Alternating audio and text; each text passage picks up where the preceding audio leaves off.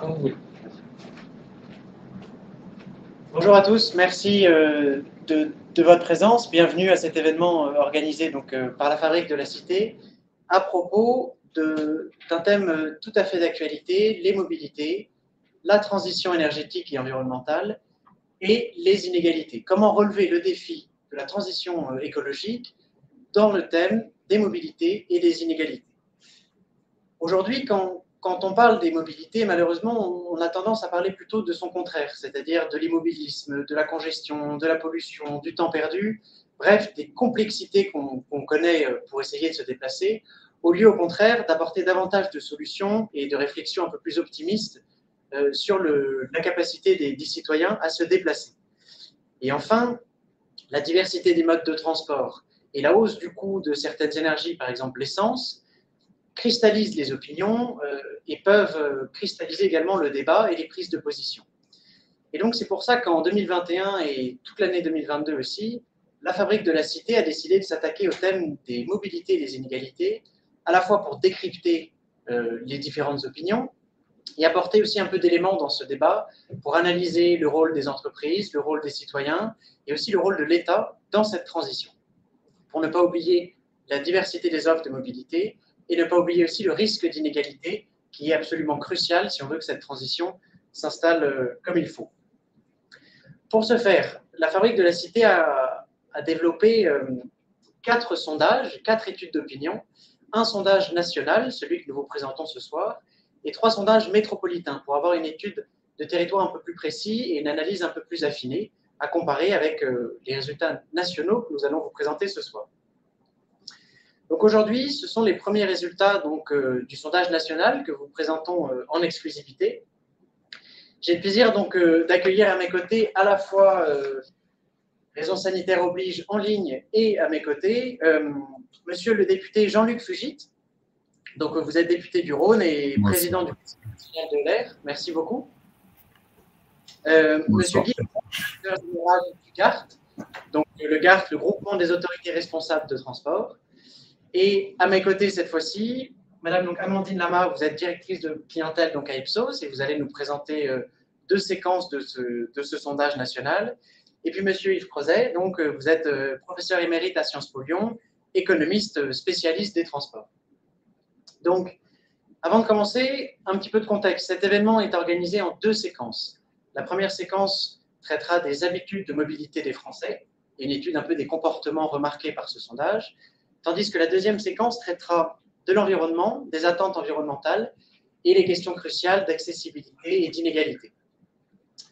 Donc, avant de commencer la première séquence, pour tous les auditeurs qui nous écoutent, n'hésitez pas à poser des questions dès maintenant et nous aurons ensuite un moment d'échange pour répondre à toutes vos questions et dialoguer autour des sujets qui vous intéressent. Je vais laisser la parole à Amandine pour la première séquence et la présentation des premiers résultats du sondage sur les comportements et les habitudes en matière de mobilité du quotidien, avant de pouvoir commenter ensuite ces résultats. Bonjour à tous. Comme vous l'avez dit, Alphonse, nous avons réalisé Ipsos cette étude pour la Fabrique de la Cité. Très récemment, on a interrogé 1003 Français, un échantillon national représentatif de la population française âgée de 18 ans et plus. On a interrogé ces Français en ligne du 19 au 30 novembre dernier via notre panel online. Et pour maîtriser en fait cet échantillon, s'assurer qu'il est bien représentatif de la population française, on a utilisé la méthode des quotas appliquée au sexe, à l'âge, à la profession d'interviewé, la région, la catégorie d'agglomération, tout ça pour avoir une photographie fidèle finalement du territoire français. Et puis, petite précision qui vous est donnée à droite, dans cette présentation, et c'est un petit peu moins classique que ce qu'on fait d'habitude, on a choisi d'analyser aussi les résultats en fonction des aires urbaines. Donc, le zonage en aire urbaine de l'INSEE, on a choisi la notion 2010 et on a fait des regroupements pour vous permettre de voir un peu ce qui se passe en fonction des aires d'attraction des villes et notamment des centres qui représentent 1500 emplois minimum, ces pôles urbains, et voir à quel point ils ont une influence sur les territoires alentours et pas simplement se borner à des questions de limites administratives. Donc, vraiment pour raisonner en termes d'aire d'influence des pôles urbains. Pour entrer dans le vif du sujet de cette séquence numéro 1 sur les comportements et les habitudes en matière de mobilité quotidienne, on a tout d'abord demandé aux Français pour leurs déplacements du quotidien, alors c'est-à-dire pour leur travail, leurs études, pour faire leurs courses, mais quand il s'agit de déplacements qu'ils font au-delà de leur quartier, quels moyens de transport les empruntaient le plus souvent ces derniers temps. On leur a proposé de donner plusieurs réponses, c'est la raison pour laquelle lorsque vous additionnez toutes les réponses, on obtient un total qui est supérieur à 100. Ce que nous montre ce slide, ce qui nous rappelle finalement, c'est la place prépondérante de la voiture. La voiture reste le principal mode de transport utilisé au quotidien par les Français. Alors, c'est le premier barre qui s'affiche en haut du slide, les 73% de voitures individuelles, hors covoiturage ou autopartage, et c'est aussi la dernière partie, la dernière barre que vous voyez tout en bas du slide, le covoiturage ou l'autopartage, qui est utilisé par 3% des Français. On a fait des sous-totaux à droite. Vous avez des gens qui utilisent à la fois leur voiture individuelle et qui font parfois du covoiturage, qui se rendent avec leur voiture individuelle jusqu'au parking de covoiturage. Donc, c'est la raison pour laquelle on n'additionne pas simplement les 73 et 3 pour avoir le sous-total. C'est pour vous donner une image du poids de la voiture. Donc, que son usage soit individuel ou non, la voiture, c'est encore 75% des modes de transport utilisés par les Français au quotidien. Juste après cette voiture, mais assez loin derrière, vous voyez la marche, assez naturellement, qui est utilisée par 39% des Français dans leur déplacement du quotidien. Et puis derrière, vous avez les transports en commun, alors assez éclatés en fonction, on a choisi de détailler l'offre de transport en commun, et si on additionne tous ces modes de transport en commun, vous voyez à droite le sous-total en violet, on est à 29% des Français qui les utilisent pour les déplacements du quotidien. C'est un petit rappel finalement de l'importance de la place de la voiture dans les déplacements des Français. Et puis ce qu'il faut dire, c'est que la voiture, elle a une place qui reste absolument prépondérante, mais alors plus on est dans les centres urbains, plus on a d'autres options que la voiture, mais malgré tout, ce qui est intéressant de noter, c'est que, y compris dans les centres urbains, donc là on utilise ce découpage, ce zonage urbain INSEE que je vous présentais en méthodologie au départ. Vous voyez les centres urbains, vous avez quand même 61% de personnes qui utilisent la voiture. Donc même quand on est dans ces centres les plus urbains, vous voyez que la voiture reste prépondérante et le poids de la voiture s'accroît encore à chaque fois qu'on s'éloigne finalement de ce centre urbain. 71% quand on est en banlieue, 87% quand on est en périurbain, 86% en rural. Ce qu'il faut rappeler aussi, c'est le poids de la voiture en région. Vous voyez en province 79% de voitures contre 24% de transport en commun, 41% de mobilité douce. Et ce n'est qu'en Île-de-France finalement que le poids des transports en commun dépasse la majorité des Français, avec 53% des Franciliens qui disent utiliser le transport en commun. Mais petit rappel tout de même, vous avez 55% des Franciliens qui utilisent aussi leur voiture au quotidien, et y compris dans l'agglomération parisienne. Alors l'agglomération parisienne, ce n'est pas que Paris intramuros, mais vous avez 52% des habitants de l'agglomération parisienne, donc au-delà des frontières simples de Paris, qui utilisent la voiture au quotidien.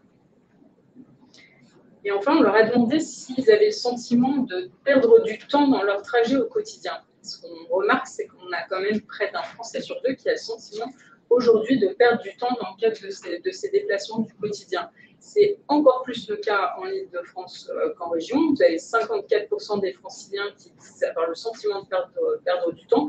C'est quand même 44% aussi en province. En termes de mode de déplacement, vous voyez que pour la voiture individuelle, on est à 45% des personnes qui nous disent avoir le sentiment de perdre du temps, un petit peu plus dans les transports en commun, 52%, mais ce sentiment, il est partagé par les automobilistes et les usagers des transports en commun. Et puis assez logiquement, plus on s'éloigne de son lieu de travail et plus on doit effectuer des longs trajets, plus on a le sentiment de perdre du temps dans ces déplacements.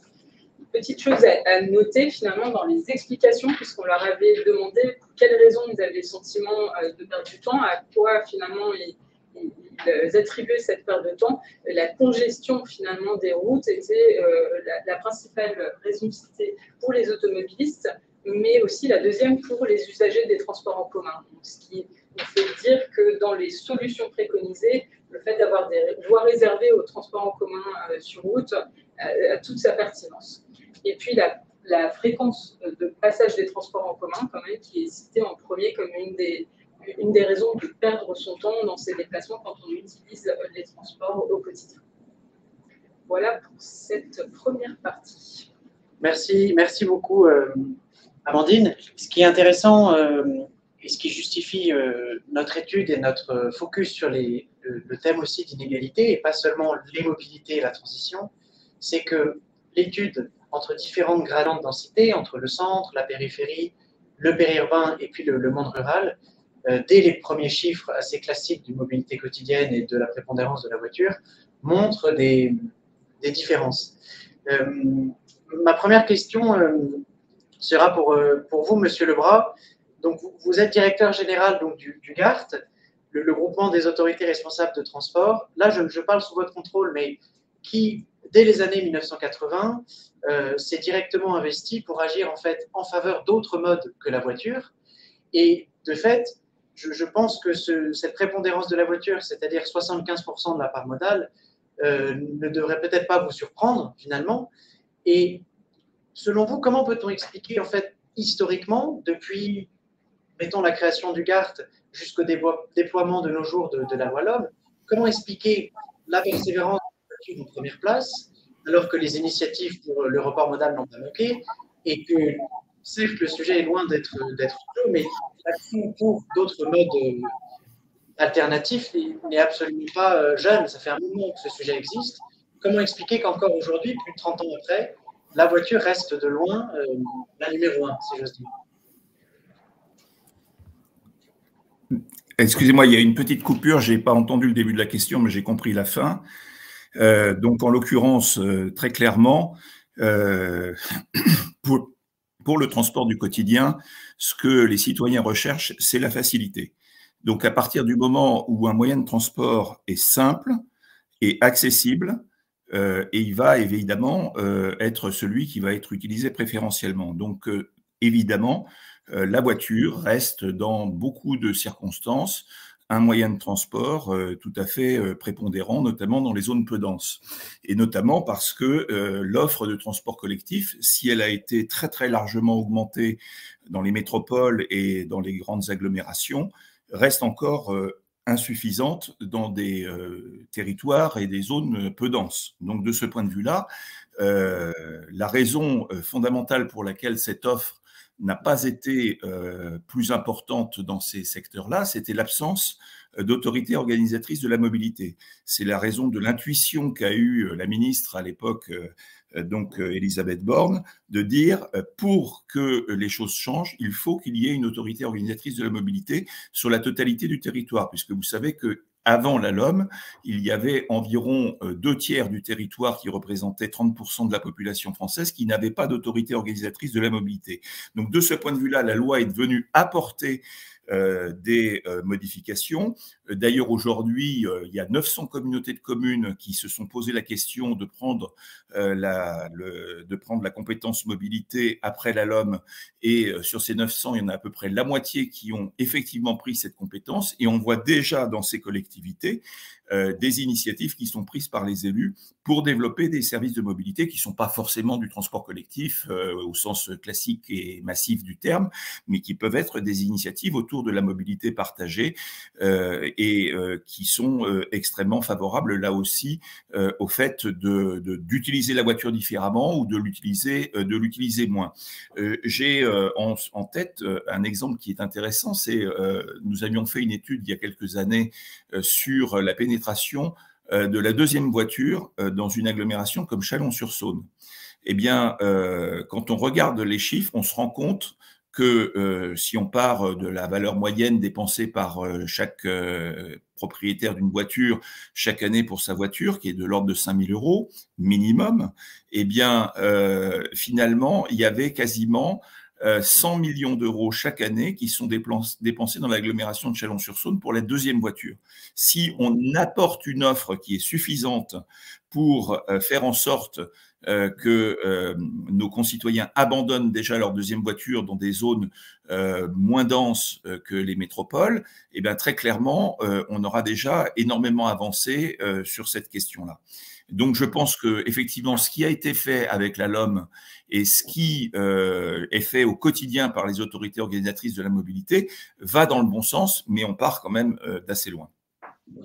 D'accord, très bien. Justement, ça permet de laisser Monsieur le député Fugit peut-être rebondir à la fois sur l'objectif de la loi LOM et ensuite commencer peut-être par ça, et j'aurai un deuxième élément peut-être à vous faire développer ensuite. Mais oui. Selon vous, l'objectif de la loi LOM était à la fois ce transfert de compétences au plus local, avec la voiture en ligne de mire?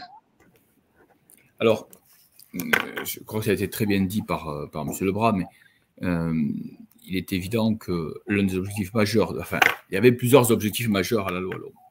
Et l'un des objectifs majeurs, c'était en effet de faire en sorte déjà d'avoir une solution de mobilité partout sur le territoire qui puisse être organisée le mieux possible. Et M. Lebras l'a très bien rappelé, on sait qu'il y a un certain nombre de difficultés pour nos compatriotes.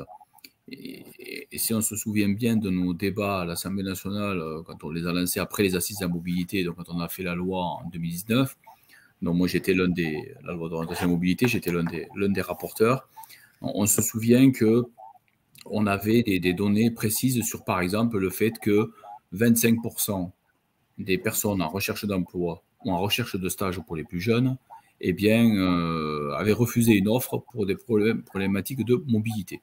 Moi, je suis l'élu ici d'un territoire, donc dans le Rhône, au sud de Lyon, hein, donc sur à la fois de l'urbain, du périurbain et du rural, et je rencontre des jeunes qui ont des difficultés. Pourtant, nous sommes entre deux grandes agglomérations, que ce soit les agglomérations lyonnaises et stéphanoises.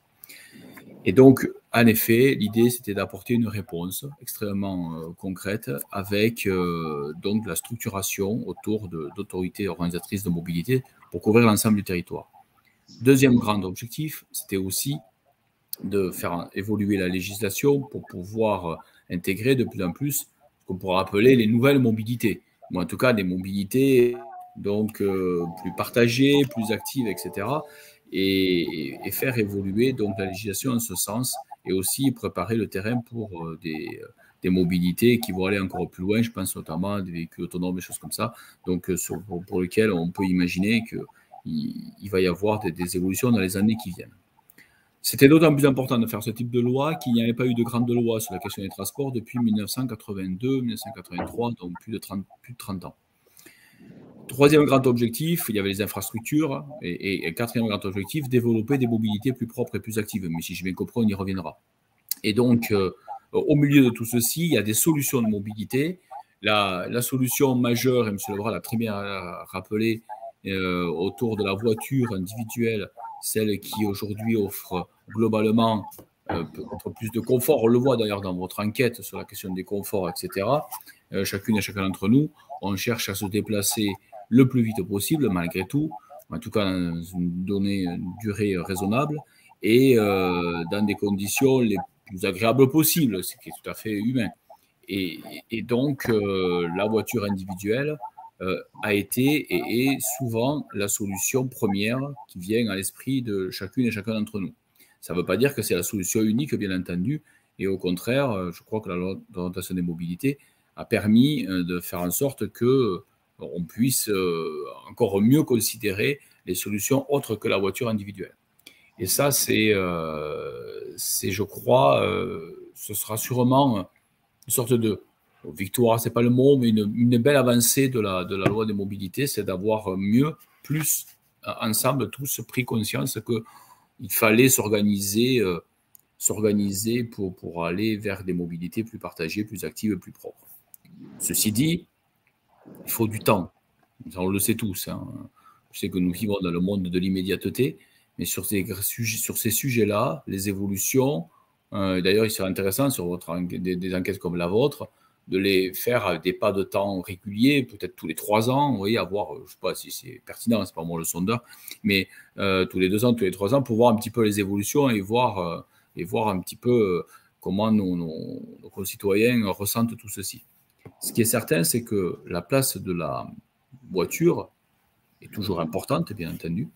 Il ne s'agit pas d'être contre la voiture, il s'agit par contre de peut-être imaginer un meilleur partage de ce que moi j'appelle l'espace mobilité.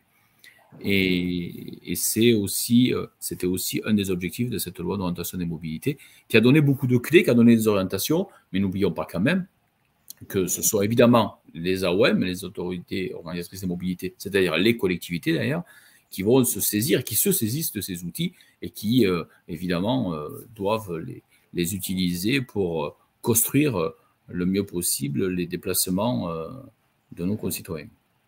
Et alors, justement, et là, je vais me tourner vers vous, Monsieur Crozet, puisque on parlait à l'instant du temps, à la fois le besoin de chaque citoyen, et c'est bien normal d'avoir envie de se déplacer le plus rapidement possible et dans le meilleur des conforts, à la fois, vous parliez, Monsieur le député, de la société de l'instant. J'aimerais avoir votre regard, Monsieur Crozet, sur l'importance du temps, à la fois dans, disons, la réflexion autour d'une nouvelle politique de transport, et à la fois dans les choix des citoyens, parce qu'on connaît tous l'impératif de gain de temps quand on voyage, on connaît tous ce nouvel idéal qui fait débat depuis quelques années de la ville du quart d'heure où tout serait disponible presque à 15 minutes de chez nous, peu importe le mode de transport utilisé. Et quelle est finalement la place de ce temps et de la réflexion autour du gain de temps dans le transport? Est-ce que c'est un idéal? Est-ce que c'est aussi important qu'on veut bien le laisser croire, mais en tout cas qu'on le pense? Voilà, quel est votre regard sur cet objet? Bien, merci Alphonse, bonsoir à tous. Alors, la question du temps taraude les transportologues, comme on les appelle depuis plusieurs dizaines d'années. Mon ami et collègue Claude Abraham a énoncé il y a maintenant presque 60 ans cette fameuse loi d'Abraham qui rappelle que la question du temps de transport comparé est fondamentale. Si vous devez aller de A à B et que vous devez mettre 4 heures par un mode de transport et 1 heure par un autre mode de transport, vous allez forcément choisir plutôt de prendre le mode de transport rapide pour une raison simple, c'est que le temps est la ressource la plus rare pour les individus. Et d'autant plus rare que notre richesse a augmenté. Pour bien comprendre ce paradoxe, on sait que nous sommes officiellement dans une société du temps libre. Mon collègue Jean Viard, sociologue, a montré que le temps libre dont nous disposons dans une année, dans une vie entière, nous disposons aujourd'hui de 400 000 heures de temps libre, en dehors du travail, des obligations ménagères, du sommeil, etc. Alors que nos ancêtres, il y a 100 ans, disposaient de 100 000 heures. Donc nous avons 4 fois plus de temps libre, mais dans le même temps, le revenu des individus a été multiplié par 12. Donc nous avons 3 fois plus de revenus par heure de temps disponible. Je n'ai pas dit heure de cerveau disponible, mais ça se ressemble un petit peu. Donc le problème est que nous sommes sous la pression du temps. Et le temps est devenu la ressource la plus rare. Et donc très logiquement, les transports, depuis des décennies, ont essayé de nous faire gagner du temps avec les trains d'abord, puis avec les voitures, les autoroutes, les avions, et certains nous disent demain les fusées.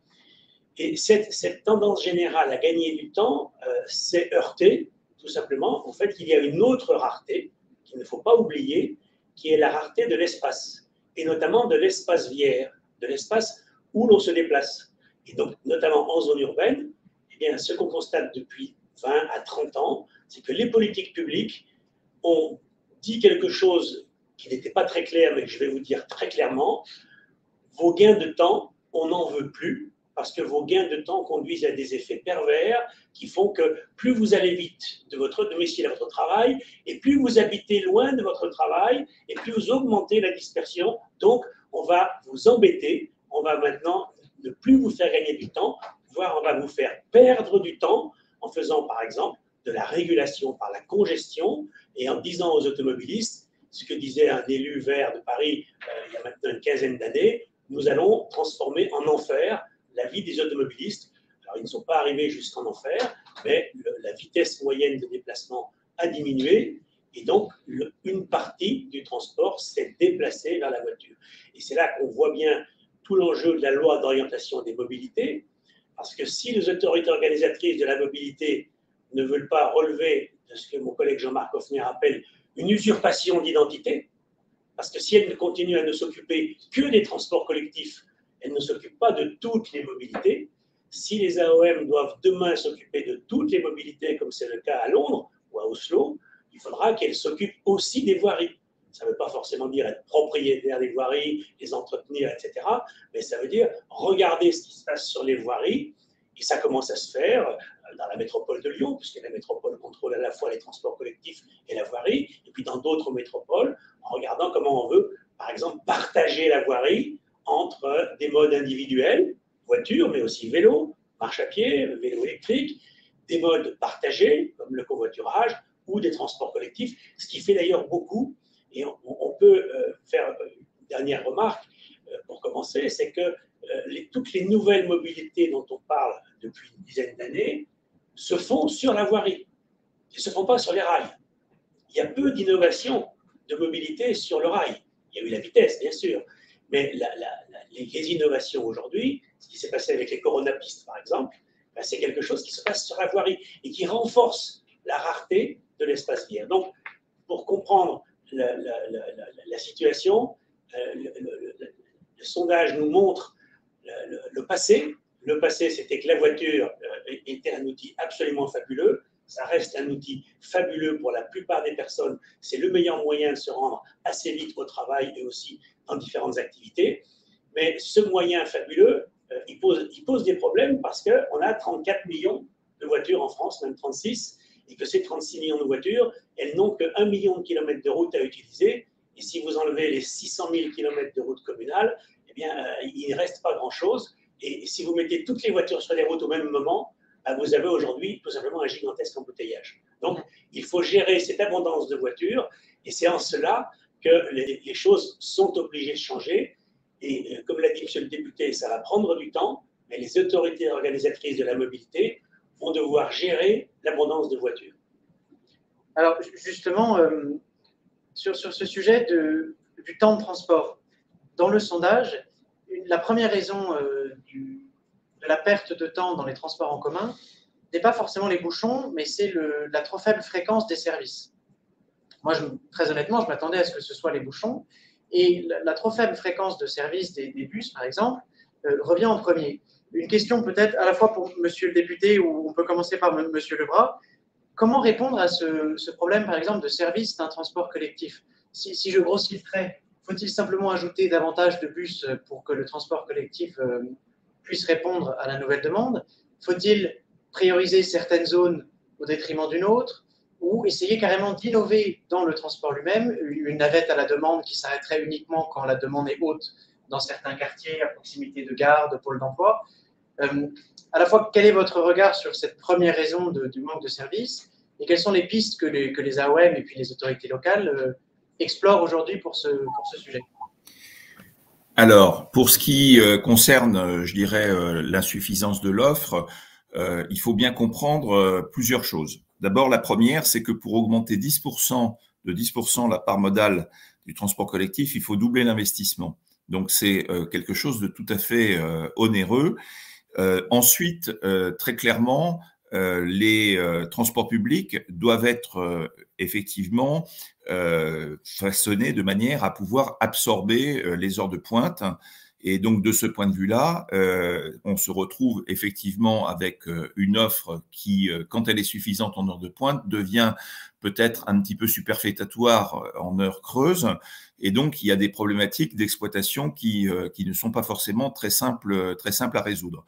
Sans compter le fait qu'aujourd'hui, on voit bien que développer les transports massifs, collectifs, c'est quelque chose qui va être de plus en plus cher, et notamment dans les villes moyennes et moyennes supérieures où on utilise encore beaucoup l'autobus, bien évidemment, avec la transition énergétique. Quand vous voyez qu'un autobus électrique, ça coûte 2 fois le prix d'un bus diesel, et que le bus à hydrogène, éventuellement, ça coûte entre 3 et 4 fois le prix, on voit bien que ça va apporter quand même un certain nombre de difficultés du fait des contraintes externes qui s'appliquent au transport collectif et qui, au passage, par parenthèse, ne s'appliquent pas forcément à l'automobile. Donc, de ce point de vue-là, il y a aussi sans doute quelque chose à revoir. Alors, par rapport au transport de masse dans les métropoles, le transport collectif est absolument incontournable. Je veux dire que si on veut remplacer la ligne A du RER parisien par des bus ou même par des vélos, on va quand même avoir quelques difficultés. Donc, on a besoin de ces transports massifs, que ce soit des bus à haut niveau de service dans les villes moyennes ou que ce soit des transports sur fer, tramway, métro dans les métropoles. Mais on a aussi besoin d'innover, et notamment d'innover dans les secteurs peu denses. Moi, je veux citer juste une expérience parce que je la trouve tout à fait emblématique de quelque chose de tout à fait innovant. C'est par exemple le mix entre le transport collectif et le covoiturage. Par exemple, enfin voilà le covoiturage. Vous avez une ligne, je crois que c'est entre Bourgoin-Jallieu et Lyon, enfin c'est donc dans cette région-là, où la collectivité a passé un contrat avec une entreprise de covoiturage. Et quand vous arrivez à l'arrêt du bus, bah, soit vous prenez le bus parce que vous êtes à la bonne heure, mais si vous êtes entre deux passages de bus, et ben vous appuyez sur un bouton et ça alerte les covoitureurs qui sont autour de cet arrêt de bus de venir et éventuellement donc vous chercher pour vous conduire à votre destination. Et cela, ça a été rendu possible par la LOM parce qu'on a permis au covoiturage de rémunérer le conducteur même s'il n'a pas de passagers à bord. Et donc, de ce point de vue-là, ça permet des services qui sont plus innovants que ce que l'on pouvait faire auparavant. Je cite juste ça par exemple, comme exemple, mais il y a tout un tas d'autres idées qui peuvent être développées. Et aujourd'hui, les autorités organisatrices de la mobilité, quoi qu'en dise mon ami Yves Crozet, sont des autorités organisatrices qui s'intéressent au transport collectif, mais aussi à tous ces moyens de transport nouveaux et innovants qui vont encore beaucoup se développer dans les années qui viennent. Merci beaucoup. Peut-être, monsieur le député, avant de passer aux sujets plus environnementaux et à la seconde séquence, un échange sur ce point, c'est-à-dire l'investissement à la fois massif pour un réseau de transport collectif qui sache répondre à la fois aux heures de pointe et aux heures creuses, et puis voilà votre regard par rapport à l'intégration de ces objectifs dans la loi LOM et l'action publique. Alors, sur les infrastructures, je veux pas, oui, investir, améliorer l'existant, éventuellement développer, investir aussi sur évidemment tout ce qui est transport en commun, les expérimentations permises par la LOM, donc notamment de réserver des voies pour le covoiturage. On le voit ici en région lyonnaise, c'est vrai, mais on le voit aussi ailleurs. On avait d'ailleurs un petit peu de retard, hein. On parlera aussi sur les questions environnementales tout à l'heure par rapport à d'autres pays. Donc enfin, on se donne encore une fois, c'est une loi d'orientation et c'est vrai que moi, je l'avais dit à la tribune de l'Assemblée nationale, pour moi, ce qu'on faisait, c'est on le faisait pour les 20 ans qui viennent. Donc, il faut laisser les choses se faire. Juste un mot sur les infrastructures routières, ferroviaires, hein, tout ce qui est mobilité. Ça peut paraître un peu décalé ce que je vais dire, mais pour moi, ça ne l'est pas. Donc, c'est pour ça que je veux le dire. Je crois qu'il faut aussi regarder les infrastructures numériques. Je veux dire par là qu'aujourd'hui, au-delà de la crise du Covid, le télétravail s'est développé. On va trouver sûrement des points d'équilibre, des curseurs qui vont se placer selon les métiers, selon voilà, donc à certains endroits, etc. Et quand on parle d'infrastructure, d'équipement, il faut penser aussi à la question du numérique. À la question du numérique pour qu'on ait des infrastructures numériques de très haut niveau, pour avoir du très haut débit partout pour tout le monde, mais y compris dans, évidemment, donc les espaces de mobilité. Et je pense aux bus, je pense aux trams, je pense, voilà. Et donc, tout ceci, c'est vraiment un tout. Et en fait, moi, ce qui me fait toujours un petit peu peur, c'est le fait d'avoir des fois des visions trop silotées. Il faut qu'on ait des visions très transversales sur la question de l'investissement et notamment de l'accompagnement des collectivités. M. Lebras disait tout à l'heure, on l'a évoqué, mais on va sûrement y revenir, avec donc les choix de motorisation énergétique, etc. On a devant nous des évolutions à faire qui sont souhaitables pour des questions environnementales, sur lesquelles on va revenir, mais en même temps, ces évolutions, elles doivent être fortement accompagnées parce que, ben oui, ça coûte très cher de passer, par exemple, du bus diesel au bus électrique et encore au plus, et surtout au bus hydrogène. Donc, voilà, c'est des enjeux majeurs. Et donc, quand je disais tout à l'heure qu'il fallait du temps, c'est pas pour dire qu'il ne faut pas faire, hein. Simplement, il faut aussi qu'on soit extrêmement pragmatique et extrêmement réaliste et que l'on ne fasse pas croire non plus que tout va se faire par un claquement de doigts. Voilà, il faut toujours être dans un équilibre entre les questions, je dirais, de réalisme économique et d'ambition écologique. Donc ça, c'est vraiment cette recherche de l'équilibre qui, pour moi, sera fondamentale dans la manière de faire dans les années qui viennent.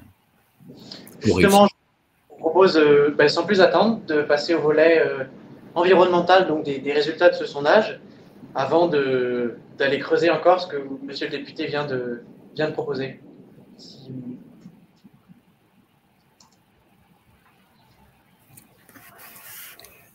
On a d'abord posé aux Français la question de est-ce qu'ils souhaiteraient pouvoir réduire l'impact écologique de leur développement. Ce qu'on constate aujourd'hui, et c'est le cas dans plusieurs sondages, c'est qu'on a un très fort souhait de pouvoir réduire son impact environnemental. On a plus de 9 Français sur 10 qui nous disent oui, j'aimerais pouvoir faire quelque chose. Souvent, même maintenant, ce qu'on observe, c'est que c'est plus seulement un vague souhait, mais on le borne dans le temps et on souhaite changer les choses à court terme, à moins de 2 ans, moins de 5 ans. On avait posé la question dans le sondage également.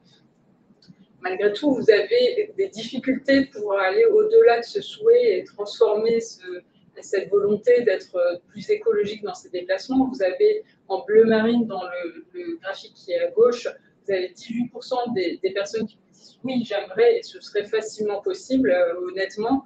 Vous avez 52% qui nous disent oui, mais ça serait difficilement possible.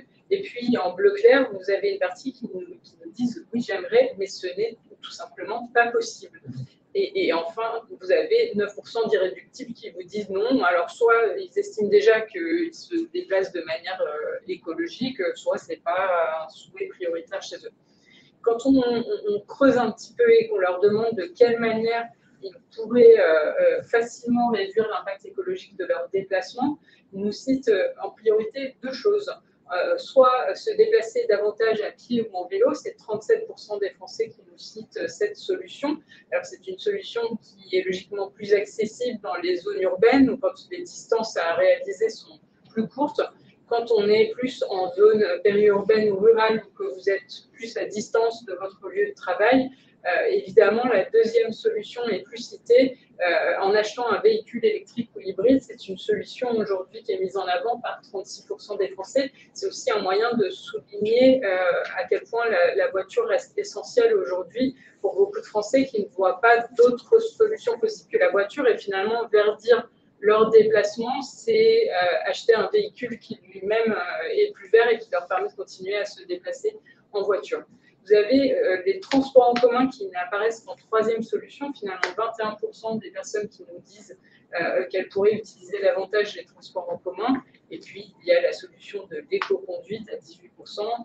Le fait d'acheter un véhicule essence ou diesel plus récent, 14%, ou avoir recours au covoiturage, 11%.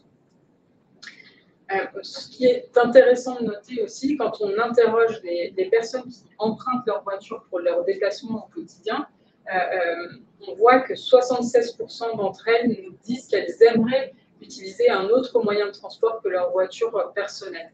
Il y a un souhait finalement de se détacher de cette voiture, mais là encore, vous avez 25% la part en bleu marine qui vous disent oui, j'aimerais ne pas utiliser ma voiture et ce serait possible si je le souhaitais vraiment. Et vous avez aussi cette partie en bleu clair, 51%, qui vous disent oui, j'aimerais, mais ce n'est pas du tout possible. Et là, le découpage en zone urbaine, il explique aussi beaucoup de choses. Vous voyez clairement des différences dans les chiffres qui sont indiqués à côté du graphique à droite. Quand on est en zone urbaine, on vous dit à 37%, oui, j'aimerais, mais ce n'est pas du tout possible. On est à 44% en banlieue, 60% en zone périurbaine et 67% en zone rurale. Donc, à mesure que l'on s'éloigne finalement du centre urbain, ce sentiment finalement de vouloir se détacher de la voiture, mais on n'a pas de réelle alternative, de réelle possibilité, ce sentiment-là, il se renforce. Et puis, en région, on retrouve aussi 53% des personnes qui nous disent « Oui, j'aimerais me détacher de ma voiture, ne pas utiliser ma voiture au quotidien, mais ce n'est pas du tout possible ». C'est un peu moins le cas en Île-de-France, où vous avez 38% des personnes qui nous donnent cette explication. Et puis, une explication aussi de ces chiffres, c'est finalement la difficulté perçue d'utiliser les transports en commun à proximité de chez soi. On a posé la question, on a demandé est-ce que c'est facile ou est-ce que c'est difficile là où vous habitez d'utiliser au quotidien les transports en commun. Et là encore une fois, on voit cette gradation de la difficulté. Quand vous êtes dans un centre urbain, 28% des personnes nous disent c'est difficile d'utiliser les transports en commun seulement, donc c'est très majoritairement facile d'utiliser les transports en commun. Quand on est en banlieue, 34% nous disent c'est difficile, un tout petit peu plus. Et puis là, vous voyez une vraie césure. Quand on arrive dans le périurbain, 77% qui vous disent c'est difficile, et au rural, 86% c'est difficile.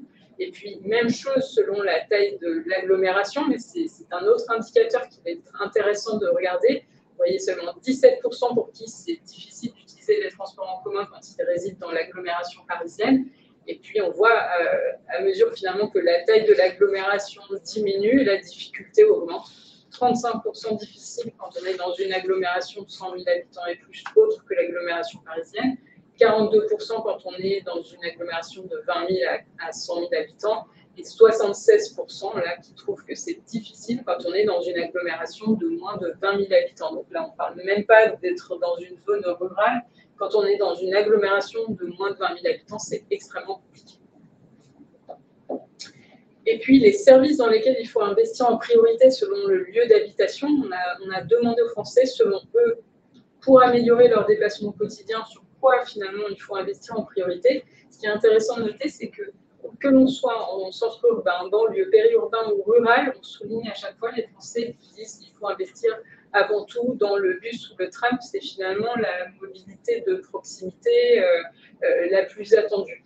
Et puis, vous avez des choses à noter aussi, notamment dans le périurbain, finalement, la place des bornes de recharge. Vous voyez, les bornes de recharge pour les véhicules électriques, finalement, ne sont citées dans les 3 premières priorités d'investissement que dans le périurbain, mais ce qui souligne encore une fois l'importance de la voiture et la dépendance ou l'attachement, de la manière dont on voit les choses, à la voiture en zone périurbaine. Voilà pour les résultats de cette partie. Parfait, merci beaucoup. Je trouve que là, encore une fois, on observe vraiment un gradient différent de centre-périphérie, presque encore plus marqué que dans la première partie. Je voudrais me tourner vers vous, Monsieur Crozet, pour un commentaire des chiffres qui vous ont marqué, mais peut-être avec un angle pour expliquer, puisque je disais en introduction, et c'est souvent autour de la question environnementale que le débat se crispe dans la mobilité, et c'est là que la question de la contrainte, du coût et de l'immobilisme arrive en premier lieu. Et donc, on parlait des régulations par le prix et on parlait de régulation aussi par la quantité. Et je crois que les questions environnementales, en fait, vraiment cristallisent ces deux notions. Est-ce que vous pourriez peut-être éclairer un petit peu ces deux façons de régler l'usage de la mobilité et puis commenter les quelques chiffres si vous les trouvez attendus ou au contraire très surprenants à vous de... En réponse à votre première remarque, effectivement, pour les économistes, le monde se résume à des prix et des quantités. Nous avons un cerveau assez simple avec 2 axes, les prix et les quantités. Et donc, on agit sur les prix ou sur les quantités. Regardez, pour la régulation de la circulation automobile, soit vous mettez en place un péage urbain, par exemple, un péage de congestion, comme à Londres, soit vous mettez une régulation par les quantités, en créant de la congestion, en réduisant la taille des voiries, en réduisant le nombre de places de parking, etc. Donc, les choses sont assez connues. Ce que l'on peut constater, c'est que les politiques publiques face aux problèmes liés à la circulation automobile, c'est-à-dire le bruit, l'insécurité, les accidents, la pollution, le changement climatique, la plupart des mesures qui ont été prises ont été une régulation par les quantités. Pour l'insécurité routière, qu'est-ce qu'on a fait? On a obligé les ceintures de sécurité, on a obligé le port des ceintures de sécurité, c'est donc de la réglementation, on a mis des ralentisseurs, on a mis des ronds-points et on a mis des radars. qui donc vous empêchait, fort heureusement d'ailleurs, d'utiliser la puissance de votre voiture, puisque les voitures aujourd'hui peuvent rouler aisément à 140 km/h sans difficulté. Ben non, ce n'est pas possible, et surtout en zone urbaine. Donc la régulation est principalement par les quantités, et les économistes qui rêvaient il y a 20 ou 30 ans de généraliser le péage de congestion se sont trompés, parce que c'est quelque chose qui est très difficile de dire on va réguler par les prix, et on l'a vu avec les gilets jaunes. Si on dit on va réguler l'usage du carburant par les prix, très vite, vous avez un phénomène d'inacceptabilité, une hausse des prix rapide des carburants pose des problèmes importants à une partie de la population. Et ce problème, c'est quoi? C'est la dépendance à l'automobile, et c'est une dépendance qui est liée justement au temps de trajet.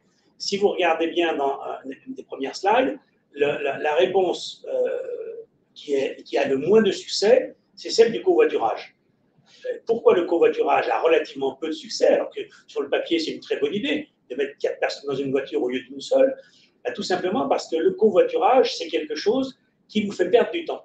Parce que si vous réfléchissez dans votre village ou dans votre ville avec qui vous pourriez covoiturer, ou avec tel ou tel collègue de travail, vous vous apercevez que ça va compliquer votre journée, parce que comment on va emmener les enfants à l'école si en plus je dois avoir un covoitureur, et puis le soir quand je dois rentrer faire des courses, qu'est-ce qui va se passer avec le covoitureur, et est-ce que je vais avoir un conducteur pour le retour?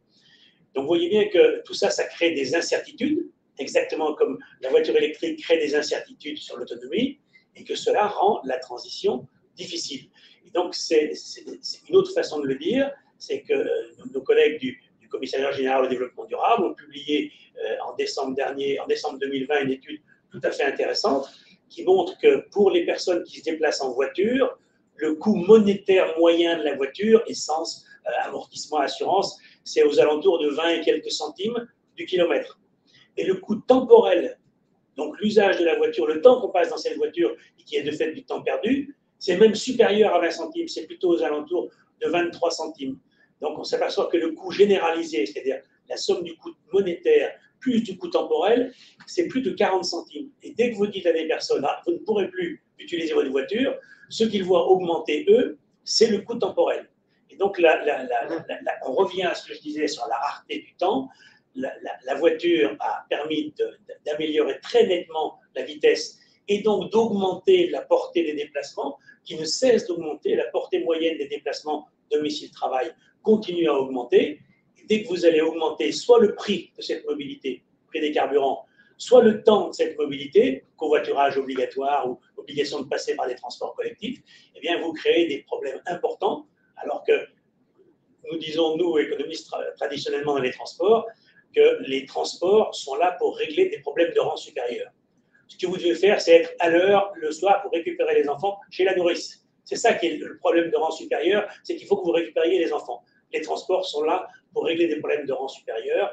Et donc, si vous compliquez le transport, qui est la solution aux problèmes de rang supérieur, l'acceptabilité est difficile. Alors, justement, en lien avec cette accessibilité et puis c'est-à-dire la prise de conscience générale que le transport impacte l'environnement, mais une fois qu'on parle d'un changement d'habitude, là, les choses sont plus compliquées. Monsieur le député, vous avez été rapporteur de la loi LOM sur le volet, justement, développer des mobilités plus propres et plus actives. Que pensez-vous de ce chiffre qu'on vient de voir, qu'un Français sur deux estime qu'il serait difficile de réduire l'impact de leurs déplacements? En fait, c'est un chiffre qui est assez fort.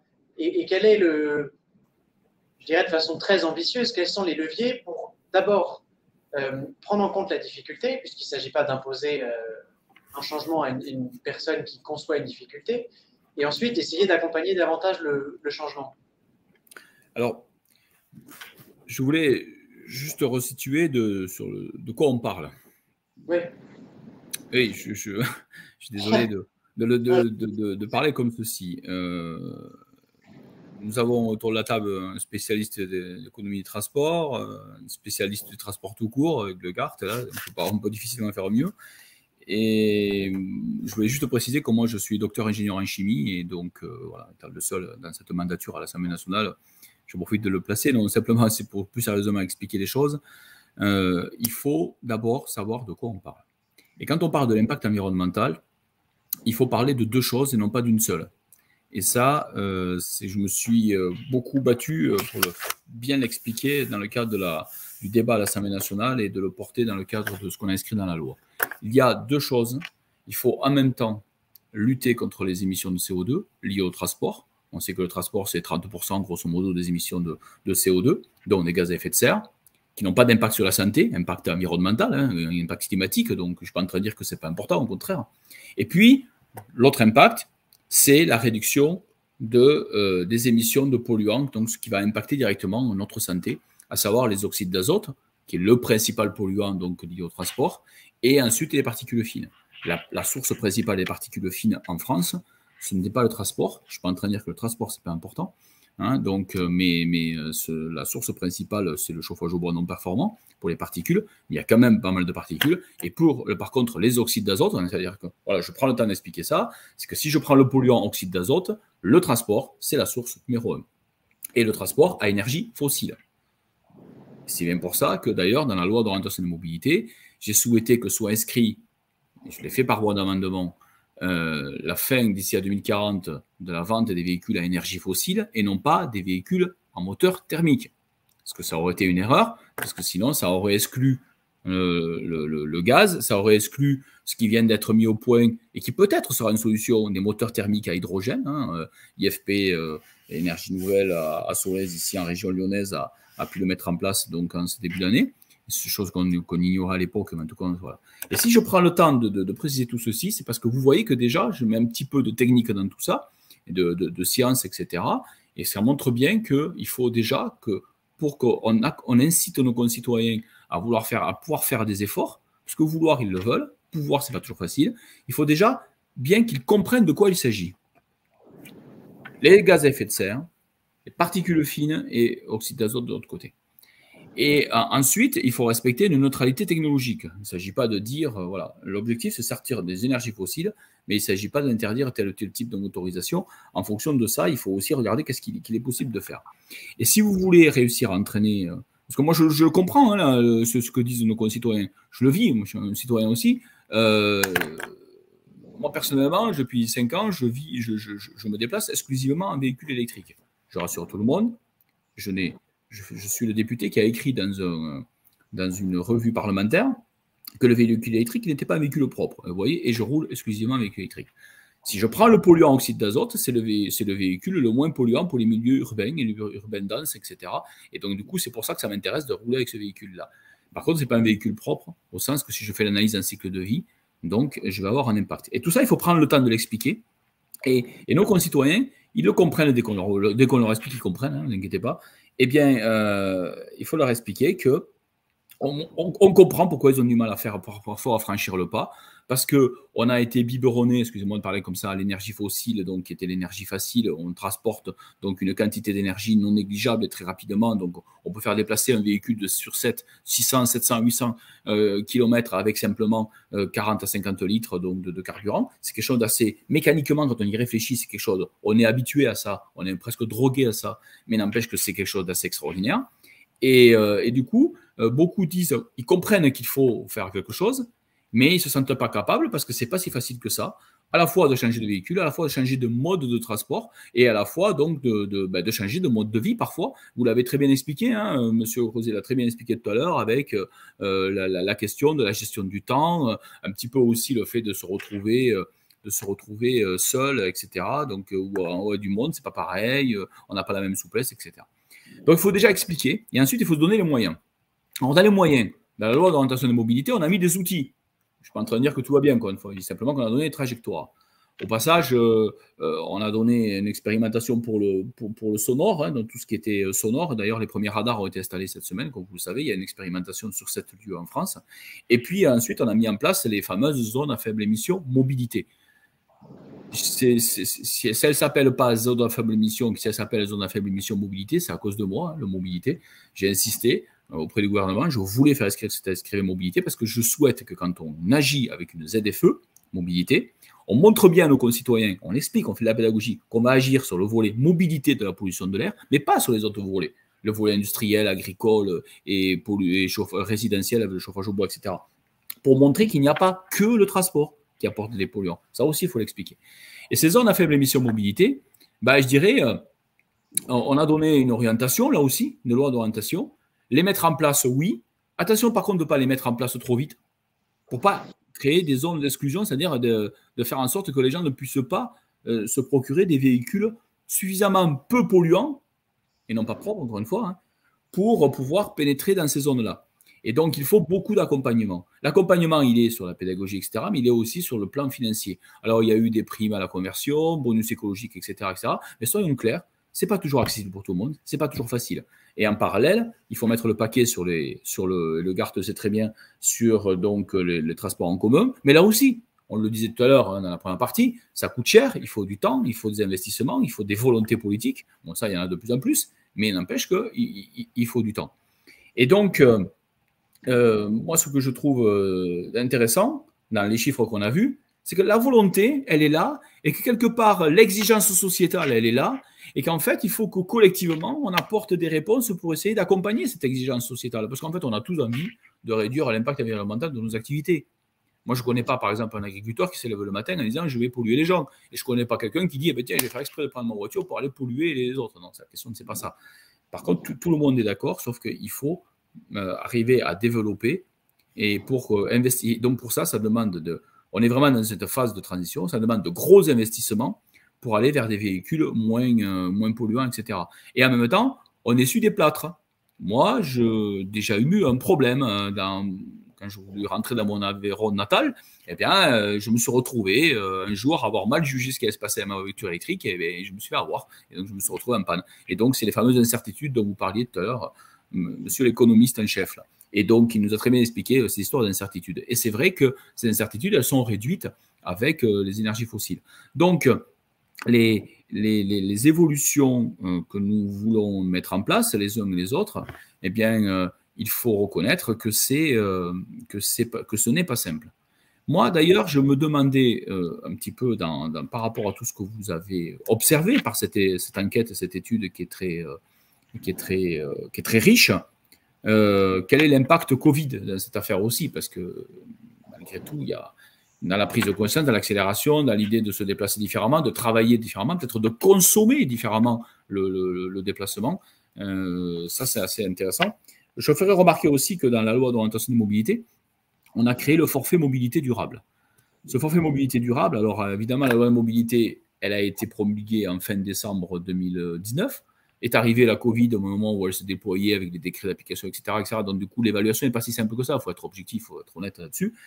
Mais le forfait mobilité durable, qui est un outil quand même assez merveilleux pour essayer de récompenser celles et ceux des collaborateurs qui vont tous les jours du travail sur leur lieu, enfin, de la maison sur le lieu de travail, donc avec des solutions qui se font sortir de l'autosolisme. Hein. Il ne s'agit pas de montrer les gens qui vont montrer du doigt les gens qui font l'autosolisme, mais il faut essayer de favoriser le déplacement à vélo, le covoiturage, etc. Le forfait mobilité durable est un outil intéressant, peut-être pas suffisant, peut-être faudra-t-il aller plus loin. On a augmenté d'ailleurs son financement donc, suite aux exigences, ou aux souhaits en tout cas de la Convention citoyenne pour le climat. Et je trouve que ce que je trouve, pour finir, très, très intéressant, c'est que, et les chiffres le montrent, en fait, nos compatriotes, ils sont d'accord. Ils sont d'accord. Mais chacun d'entre nous, on est soumis des fois à des injonctions paradoxales, y compris dans nos vies personnelles, etc., qui font qu'on y arrive ou on n'y arrive pas. Et il faut beaucoup d'accompagnement. Et cet accompagnement, encore une fois, il ne passe pas que par de la finance, même si évidemment c'est important, il passe aussi par de l'explication, comme je le faisais moi tout à l'heure. Parce que quand vous expliquez, nos concitoyens ils comprennent, hein, ils voient où sont les enjeux, ils voient les leviers, et du coup ils sont plus motivés. Et ça, je trouve que c'est parfois ce qui nous manque, c'est de prendre le temps d'expliquer les choses. Excusez-moi si j'étais un peu long, mais je voulais le dire. Je parle sous contrôle d'Amandine, mais vous parliez de l'effet Covid. Il est certain, en tout cas, que le Covid peut au moins se voir dans le faible engouement pour les transports collectifs, l'essor de la voiture. Et en tout cas, la voiture, on est tout seul et c'est plus confortable, tandis qu'un bus bondé ou même en heure creuse, on risque de croiser des gens. Et à l'heure où, en plus, il faut porter un masque constamment, on comprend que beaucoup de citoyens préfèrent utiliser malheureusement leur voiture. Peut-être à ce sujet, et aussi, j'aurais été intéressé par votre retour sur le faible engouement pour le covoiturage. Que pense en fait déjà le GART et quelle est l'action de l'AOM pour à la fois accompagner, comme vous disiez, monsieur le député, et aussi, notamment dans le covoiturage, et aussi prendre conscience des différences de profil face à la transition énergétique, parce qu'il ne s'agit pas non plus de proposer à l'ensemble des populations sous la régie d'une AOM, de leur dire aussi une incitation à l'achat, prenez un véhicule électrique et tout ira mieux, si j'exagère. Mais il y a un gros sujet pour moi de trier les différents profils, savoir comment leur répondre et en même temps les accompagner. Voilà, quelle est l'action et le regard du GART à ce sujet? Ouais, moi, je voudrais déjà corriger juste un petit point, c'est que quand vous dites le faible engouement pour le covoiturage, il faut savoir de quel covoiturage on parle. Le covoiturage longue distance, et j'en parle très souvent avec mes enfants qui préfèrent le covoiturage parfois à prendre tout simplement le train, est un produit qui a un très grand succès. Hein. Donc, de ce point de vue-là, je crois que les choses sont claires. C'est plus compliqué dans le covoiturage à courte distance parce que comme on était sur la partie, je dirais, partage des charges de l'automobiliste et sur des courts trajets, on a des sommes qui sont relativement faibles qui sont en jeu. Et donc, de ce point de vue-là, le fait d'avoir introduit dans la LOM la possibilité d'une certaine rémunération des conducteurs, voire même éventuellement je dirais, d'un péage positif pour les usagers, eh bien, c'est quelque chose qui, bien évidemment, va augmenter l'attractivité de ce type de mobilité. Aujourd'hui, beaucoup des communautés de communes qui ont choisi de prendre la compétence mobilité le feront avec la mise en place de tels services. Et il y a beaucoup d'innovations à faire dans ce domaine-là, et je pense qu'il y aura une certaine attractivité. Alors, justement, pour revenir sur votre point, effectivement, et c'est d'ailleurs pourquoi aussi les chiffres du transport ferroviaire sont peut-être étonnamment bas, comme le sondage concerne les mobilités d'abord quotidiennes, effectivement, on voit que le covoiturage vraiment quotidien de plusieurs déplacements par jour n'est peut-être pas aussi souhaité, comme par exemple à Paris-Marseille ou des distances plus transversales pour le pays, et de même les trajets ferroviaires. Il est rare d'utiliser plusieurs fois par jour un TGV, tandis qu'encore une fois, pour des plus longues distances, on comprend que dans ce cas-là, le ferroviaire soit plus utilisé. Avant de passer aux questions, puisque je vois qu'elles sont nombreuses,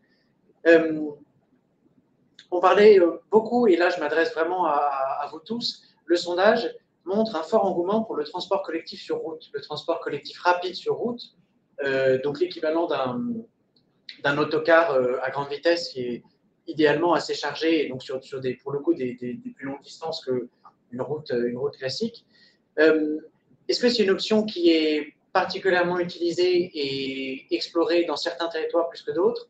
Voilà, quels sont un peu le regard de chacun de vous, peut-être Monsieur Crozet d'abord, sur cette option, puisque c'est vraiment, pardonnez-moi, une option qui revient pour presque toutes les différentes catégories interrogées, et donc elle a le mérite au moins d'avoir celle-ci, de faire un consensus. Oui, le consensus est fondé, puisque je disais tout à l'heure qu'il y a 1 million de kilomètres de route en France, et on a seulement 30 000 kilomètres de voies ferrées. Donc, toutes les communes de France sont desservies par la route. Il y a moins de 10% des communes de France qui sont desservies par le ferroviaire. Donc, bien évidemment, la route est un outil fabuleux, mais pas un outil fabuleux seulement pour l'automobile. Et là où l'autocar a du sens, c'est notamment dans toutes les zones qui sont ni le rural profond, où un autocar n'aurait pas de sens parce qu'il serait vide, ni même l'urbain très dense, parce que là, il y a déjà des tramways, il y a déjà des vélos, il y a déjà des métros, mais dans l'intervalle, c'est-à-dire toutes ces mobilités de personnes qui sont dans le périurbain, plus ou moins lointain, et qui ont besoin soit d'accéder d'assez loin à la zone centrale, soit éventuellement de faire des liaisons périphérie. Et là, on a des exemples qui fonctionnent très bien. L'autobus, alors il ne faut pas dire à grande vitesse, mais plutôt à haute fréquence. Pour rebondir à ce que vous disiez tout à l'heure, l'autobus à haute fréquence, l'autocar à haute fréquence, plutôt entre Aix et Marseille, c'est quelque chose qui fait économiser beaucoup de temps aux usagers, beaucoup d'argent et beaucoup d'émissions de tonnes de CO2. Parce que ça remplace beaucoup de voitures. La région Aquitaine vient de lancer aussi une liaison, je crois, entre Langon et Bordeaux. Donc ça, il faut le regarder de près.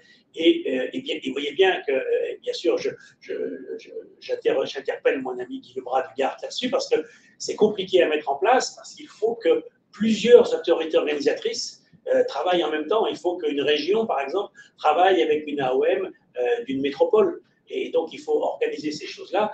Et c'est pour ça que je disais que la LOM, comme l'a dit M. le député, on montre une trajectoire. Il faudra sans doute des LOM 1 ou des LOM 2 ou des LOM 3 pour qu'on puisse développer cette multiplicité d'offres d'autocars sur route où ils devront avoir la priorité par rapport aux voitures. Ce qui va être compliqué parce qu'il va aussi falloir discuter avec les départements et les communes qui sont propriétaires des routes.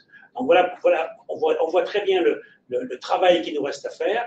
Et on voit aussi les difficultés, mais les solutions sur l'autocar existent. Il suffit d'ailleurs d'aller en Angleterre pour voir l'importance et la qualité des services d'autocar à haute fréquence. Peut-être monsieur Lebras ou monsieur Fugit, d'abord monsieur Lebras, un retour sur avant de passer aux questions, un retour sur ces bus donc à haute vitesse et puis à haute fréquence et la coopération des AOM sur ce sujet.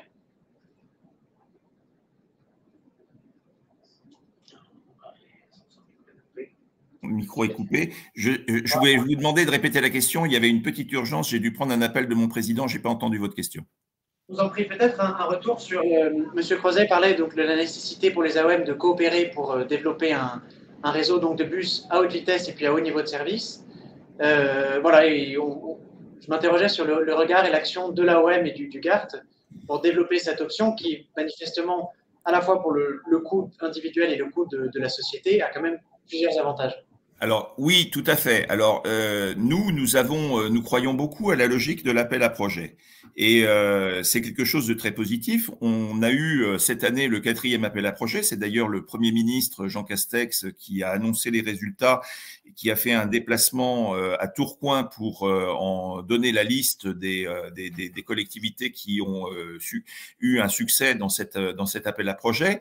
Et nous pensons que effectivement, dans cette logique-là, ces appels à projets successifs ont permis le développement de lignes à haut niveau de service, je dirais, un peu partout en France, dans les villes moyennes, dans les métropoles, mais aussi parfois dans les régions, puisqu'il y a aussi des cars à haut niveau de service qui sont déployés dans un certain nombre de régions.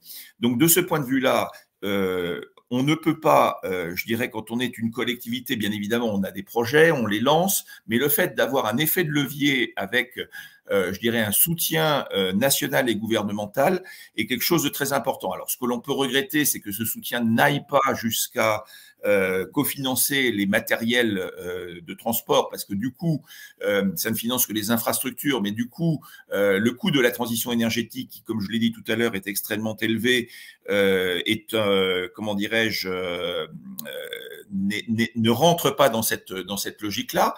Mais en tout état de cause, avec les appels à projets, très clairement, on a, je dirais, décuplé, si je puis dire, la mise en œuvre d'infrastructures de ce type-là. S'il n'y avait pas eu les appels à projets, aujourd'hui, vous n'auriez pas de téléphérique urbain. Alors que nous avons une industrie qui est leader mondial dans le domaine du téléphérique, on n'avait pas de téléphérique urbain en France, sauf une ou deux exceptions. Aujourd'hui, il y a au moins une dizaine de projets dont certains sont quasiment à la veille d'être mis en œuvre ou déjà mis en œuvre. Donc, on voit bien que tout ça, c'est très important. C'est la raison pour laquelle on est arrivé à peu près au bout maintenant du programme qui avait été prévu dans l'article 13 de la loi Grenelle 1, qui prévoyait 2,5 milliards d'euros avant 2020 pour les infrastructures de transport collectif. Eh bien, il est urgent, et ça sera sans doute un sujet qui sera abordé avec le futur gouvernement et puis la future législature.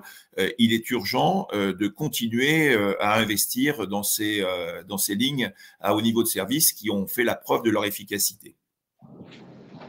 D'accord, merci beaucoup. Je vous propose de passer rapidement aux questions. Peut-être, monsieur le député, un mot pour conclure. Et puis, un mot très rapide, parce que je pense que c'est la personne question que vous disiez, mais moi je crois que, vous savez, dans certaines communautés de communes, je vais juste prendre un exemple comme ça, et je ne sais pas ce que nos collègues du GART en pensera, mais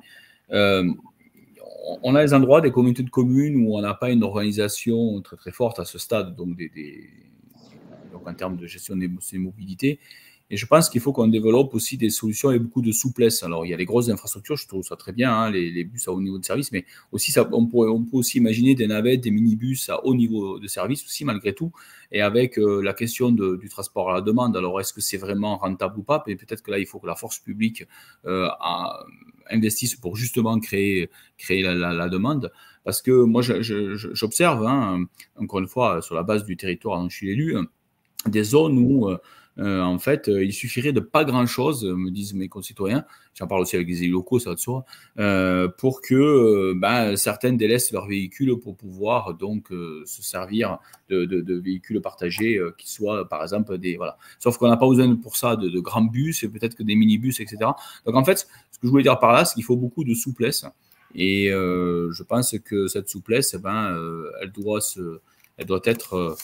comment dirais-je, dans la tête de nos élus locaux pour pouvoir investir. Mais pour ça, je suis d'accord qu'il faut qu'ils soient accompagnés parce que financièrement, ça représente des coûts importants. Et donc, la solidarité nationale doit jouer un rôle majeur en termes de financement de toutes ces solutions qui sont quand même des solutions qu'il va falloir, de mon point de vue, développer de plus en plus pour apporter un haut niveau de service justement partout un petit peu sur le territoire.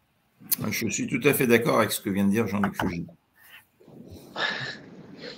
Je voulais, et en plus ce sera une conclusion, si tu as à la fois une question et conclusion, ce sera parfait. C'est une question en plus qui s'adresse à tout le monde ici. La SNBC, on le sait, a fixé des objectifs très ambitieux pour 2030 et puis 2050. Et tout le monde ici a évoqué quand même une complexité systémique, c'est-à-dire que le consensus du citoyen, et nous en faisons tous partie, ne fait pas de doute. En revanche, les complexités systémiques, elles sont plus générales.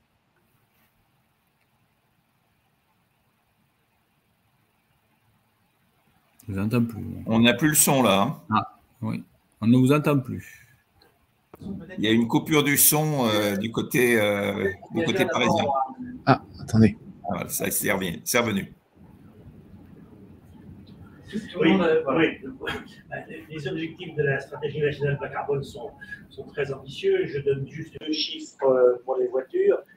Depuis une dizaine d'années, les émissions unitaires des voitures, donc les émissions de gaz à effet de serre, pour reprendre l'un des deux piliers évoqués par monsieur le député, c'est une baisse de 0,57% par an de baisse des émissions.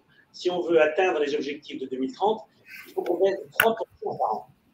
Et donc, cette baisse, elle va se faire par remplacement des véhicules thermiques par des véhicules électriques ou des véhicules rechargeables, si toutefois ceux-ci sont bien utilisés un maximum de temps avec la recharge électrique. Et donc, on voit bien que pour l'instant, nous ne sommes pas dans la trajectoire. Les ventes de véhicules électriques ont augmenté, mais les ventes de véhicules électriques représentent encore quelque chose d'assez faible. Et surtout, l'inertie du parc est très importante. Là aussi, juste un chiffre.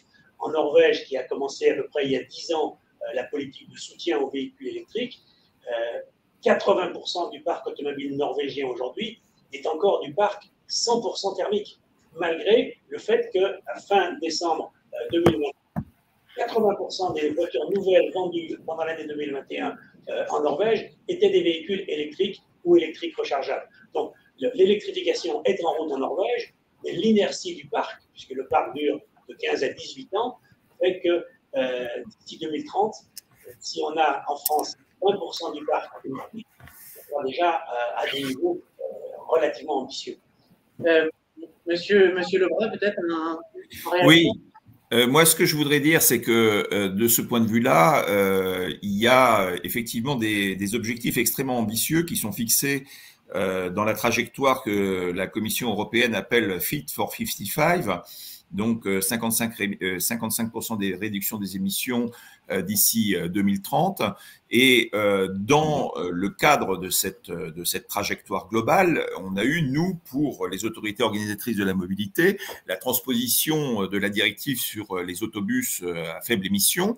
Et on voit bien que, alors que l'Europe fixe des objectifs pays par pays, et ben, comme les objectifs sont extrêmement ambitieux, dans la transposition, je dirais que la volonté initiale des administrations était de dire, bah, finalement, on ne va pas faire dans la subsidiarité, on va, je dirais, imposer les choses pour tout le monde. On voit bien que c'est sans doute souhaitable, mais ça n'est pas forcément possible. Parce que quand vous avez, par exemple, un réseau d'autobus dans une ville moyenne, si vous voulez avoir 2 énergies, bah, ça va vous coûter 2 fois plus cher, puisque vous avez assez peu de bus et vous allez avoir le double d'infrastructures. Donc, de ce point de vue-là, évidemment, nous ne sommes pas forcément complètement en phase avec la manière dont les choses sont transposées depuis cette ambition qui est très forte. Et donc, je pense que très clairement, c'est positif d'un côté d'avoir des très fortes ambitions. Maintenant, ensuite, il faut faire en sorte qu'elles restent compatibles avec ce que les collectivités sont capables d'absorber, ce que le pays est capable d'absorber, ce que les concitoyens sont capables d'absorber et ce que aussi la technologie est capable d'absorber. Parce que Yves nous dit que en Norvège, ils ont mis du temps pour passer à l'électrique, mais enfin, il ne faut quand même pas oublier que l'hiver dernier, qui a été assez froid dans la région d'Amiens, la ligne d'autobus à haut niveau de service électrique, elle était HS parce que tout simplement la technologie n'était pas compatible avec certaines températures. Donc de ce point de vue-là, je pense qu'il faut qu'on se mette très rapidement avec toutes les parties prenantes à réfléchir à la manière d'avancer dans cette transition énergétique et faire en sorte que tout en gardant des objectifs extrêmement ambitieux d'un point de vue global, eh ben, je dirais, quand on va dans le détail, on reste quand même dans ce qui est possible et acceptable par rapport à la population, aux collectivités et aux technologies qui sont en œuvre. Moi-même, je suis ingénieur des mines et je sais qu'il y a certaines choses qu'on peut faire et d'autres qu'on ne peut pas faire. Donc, il faut quand même, à un certain moment, y compris que les politiques en tiennent compte. Tout à fait. Je voulais peut-être aussi y répondre à une question qui est posée et qui nous permettra d'aborder un point avec vous, monsieur le député, et peut-être monsieur Crozet, qu'on n'a pas encore abordé et qui est une solution qu'on présente souvent. C'est la question des points relais, c'est-à-dire mieux organiser le stationnement des véhicules à l'entrée des villes et le raccordement de ces points de stationnement principalement aux ferroviaires, soit équivalent RER ou les métros et tramways, pour en fait atteindre le cœur de ville. Monsieur le député, peut-être, comment en fait mieux articuler, mieux communiquer autour déjà de la disponibilité de ces espaces, s'assurer qu'un foncier est disponible pour construire ces points relais, et puis essayer de concentrer des flux et de les diriger vers le point relais pour en fait ne pas faire une autre zone de stationnement, mais vraiment un nouveau point de rupture de charge pour atteindre les centres-villes. Oui, alors là, on est sur des questions transversales d'urbanisme, transport, et vraiment il faut avoir des analyses, à mon avis, très, très transversales.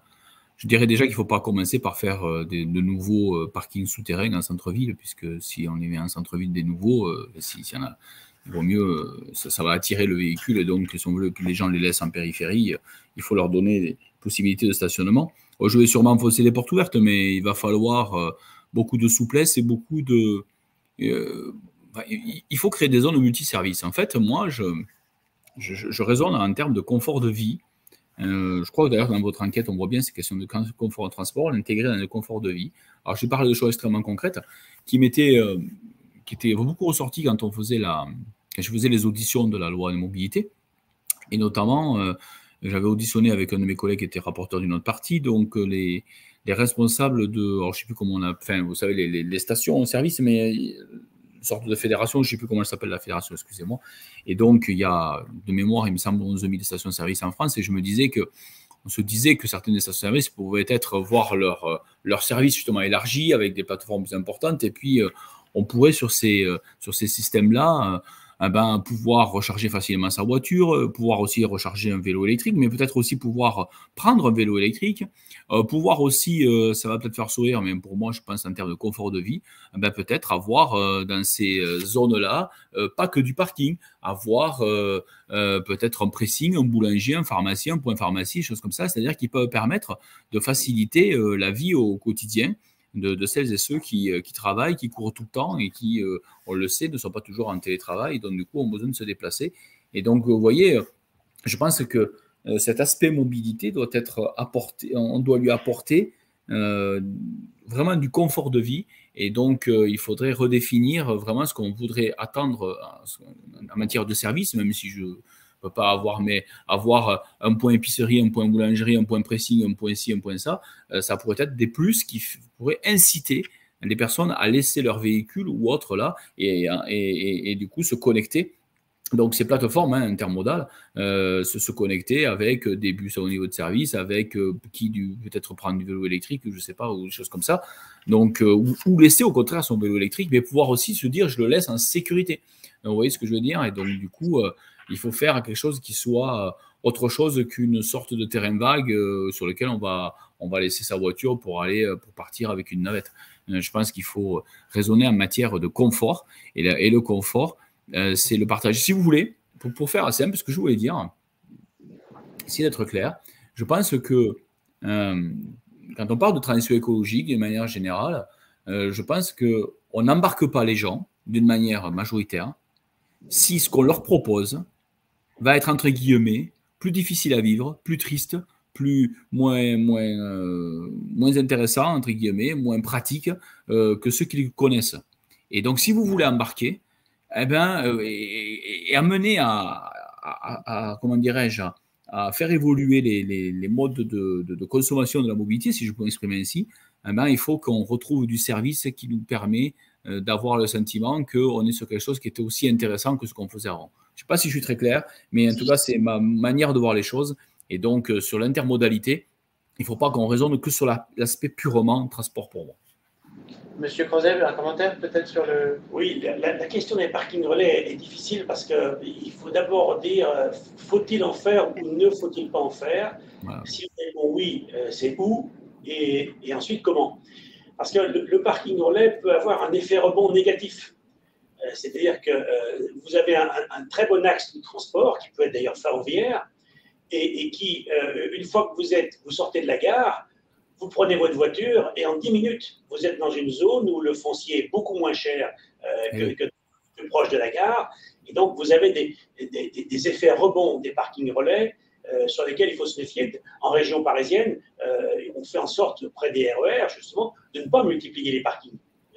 Dans les gares du Grand Paris Express, il n'y aura pas une multiplicité de parkings. Parce que le but du jeu n'est pas de faire un effet rebond de la mobilité en voiture après qu'on ait pris un transport qui va se déplacer à 100 km/h. Donc la question est, faut-il en faire? Il y a des endroits, bien sûr, où il faut en faire. Comme l'a dit M. le député, surtout pas dans les centres de ville et même dans l'immédiate périphérie, plutôt dans la lointaine périphérie. Un exemple intéressant est le cas de la ville de Genève, puisque à peu près 100 000 Français résidents en France vont travailler quotidiennement à Genève quand il n'y a pas de télétravail. Et ces 100 000 Français, il y en a pratiquement 70% qui prennent leur voiture. Donc, à l'entrée de Genève, on a mis en place des parkings assez loin, de 5, 10, 15 km, pour obliger au covoiturage ou à l'utilisation du transport en commun. Mais il faut bien dire que la contrepartie du parking relais, c'est qu'il faut que pour celui qui garde sa voiture, ce soit vraiment un enfer.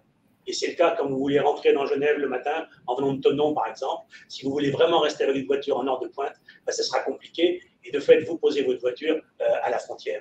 Et, donc, et ensuite, comment on va les organiser? Quel foncier? Est-ce qu'il va falloir faire payer ces parkings relais par ceux voilà, ce sont des questions assez délicates qui doivent être gérées à l'échelle de l'ensemble d'une agglomération et surtout en faisant très attention de ne pas multiplier les effets rebonds. Merci beaucoup. Restez avec votre masque dans vos mains puisqu'on a une question et vous êtes adressée et je pense qu'elle rejoint à la fois ce que vous disiez, monsieur le député, sur l'importance du numérique. Est-ce que les nouvelles technologies, et on pense évidemment à la technologie du smartphone, c'est-à-dire la réservation en ligne, l'accès pour chaque citoyen du temps de transport, du temps de retard et du temps gagné, modifie, impacte en fait l'offre de transport, la perception du temps, à la fois, je pense, le coût d'un billet, la multitude de choix.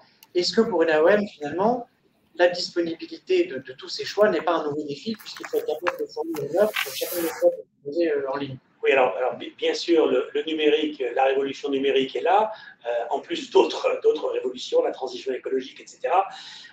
C'est tout le défi de ce qu'on appelle le MaaS, Mobility as a Service en bon français. Et bien sûr, les autorités organisatrices doivent pouvoir fournir aux navetteurs des informations en temps réel, mais aussi la possibilité d'acheter un billet, et cela sur plusieurs modes de transport, et pas seulement le bus ou le métro. Peut-être le covoiturage, peut-être la location de vélo, la location de voiture, etc. Donc tout ça, c'est quelque chose de compliqué à mettre en œuvre. C'est quelque chose qui réduit le coût de transaction. Vous voulez vous déplacer, il y a un coût de transaction. Il faut d'abord connaître l'information. Je vais aller comment de A à B, comment je vais payer mon déplacement, comment je vais acquérir le billet. Tout ça réduit beaucoup les coûts de transaction. Mais encore faut-il que les logiciels et les systèmes de réservation suivent. Mais cela ne réduit pas forcément le temps de transport, sauf bien sûr si vous avez pendant le transport une application qui vous permet de vous détendre, voire de travailler, d'envoyer des messages. Et donc, ce qui compte avec le téléphone, je sors du métro pour venir à cette réunion, c'est la proportion forte de personnes qui, dans le métro, utilisent leur smartphone, parfois pour jouer, mais souvent pour envoyer des messages ou lire des articles. Et on voit bien que ça améliore le temps vécu et c'est quelque chose qui augmente l'attractivité des transports collectifs. Parce que quand vous pouvez, dans un transport collectif, anticiper la journée de travail en répondant aux mails, je vous rappelle que Google, dans la Silicon Valley, a depuis longtemps mis en place des autocars qui vont chercher les salariés dans les villages où ils habitent. Et dans ces autocars, il y a bien sûr Internet. Et donc, très intelligemment, on va chercher les salariés, mais leur journée de travail commence plus tôt. Oui, tout à fait. Et ça rejoint, et ce sera ma conclusion de cet événement, ça rejoint une note que la Fabrique de la Cité publiera prochainement, à la fois sur l'importance d'investir dans les nouveaux secteurs qui vont de pair avec la mobilité, et forcément le numérique, aussi bien d'ailleurs que les nouvelles technologies pour assurer un développement, c'est-à-dire développer la voiture électrique, il faut donc développer les bornes de recharge, et développer une nouvelle mobilité, c'est aussi développer des capacités numériques utiles, et ne pas seulement une information qu'on juge importante, mais qui pourrait parfois être assez inutile, comme savoir qu'un transport est en retard. Finalement, si on n'a pas d'autre choix, on est obligé d'attendre le transport en retard, et qu'on le sache maintenant ou dans 20 minutes, rien n'est changé finalement au trajet du citoyen. Donc, je voulais à la fois remercier tous les participants donc, de cet événement, et puis aussi le public et les participants autour de moi et puis en ligne pour tous ces enseignements, et surtout, j'ai trouvé un commentaire, quoi qu'il arrive, très intéressant sur des chiffres qui peuvent être moins surprenants que d'autres, à la fois la prépondérance de la voiture, rien n'était neuf dans ce résultat-là, et en même temps le commentaire de résultats qui sont peut-être plus novateurs et qui sont, on l'espère, un peu plus optimistes pour cette transition, et déjà le fort consensus des Français sur ce sujet nous le montre bien. Je voulais terminer en vous disant que tout cet événement et tous nos travaux sont disponibles donc, sur le site de la Fabrique de la Cité, et que nous serons prochainement, début février, à Tours, pour parler et commencer la première restitution donc, des sondages, cette fois-ci métropolitains, c'est-à-dire toutes les analyses qu'on a données là, on va donc les comparer aux sujets plus locaux, plus métropolitains, donc à chaque métropole aussi ses sujets, même si elles se ressemblent sur d'autres enjeux, et affiner l'analyse et le décryptage. Donc surtout, suivez-nous si vous êtes intéressés par ces questions-là, et on vous donnerait rendez-vous donc le 1er février depuis Tours. Voilà, merci à tous, et puis suivez donc nos travaux sur le site de la Fabrique. Merci beaucoup. Merci beaucoup de votre présence. À bientôt et merci beaucoup. Merci beaucoup, au revoir, et puis n'hésitez pas à nous transmettre aussi vos travaux, moi ils m'intéressent beaucoup. Avec plaisir, ça sera fait. Merci beaucoup. Au revoir. Est-ce qu'on est